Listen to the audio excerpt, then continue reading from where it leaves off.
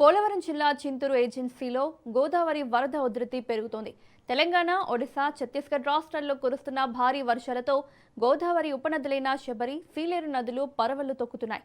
భద్రాచలం వద్ద గోదావరి మొదటి ప్రమాద హెచ్చరిక స్థాయికి చేరువవుతుండటంతో అధికారులు అప్రమత్తమయ్యారు. చింతూరు, కోనవరం, విఆర్పురం మండలాల్లోని లోతట్టు ప్రాంతాల ప్రజలు జాగ్రత్తగా ఉండాలని ఐటీడీఏ అధికారులు సూచించారు. మరోవైపు చింతూరు ఏజెన్సీలో ఎడతెరపి లేకుండా కురుస్తున్న వర్షాలతో వాగులు, వంకలు ఉప్పొంగి ప్రవహిస్తున్నాయి.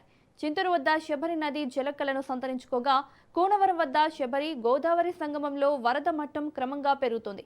వరద ప్రవాహం పెరుగుతున్న నేపథ్యంలో పాపికొండల యాత్రను అధికారులు తాత్కాలికంగా నిలిపివేశారు. పరిస్థితులను ఎప్పటికప్పుడు పర్యవేక్షిస్తున్న అధికారులు ప్రజలు అప్రమత్తంగా ఉండాలని హెచ్చరిస్తున్నారు.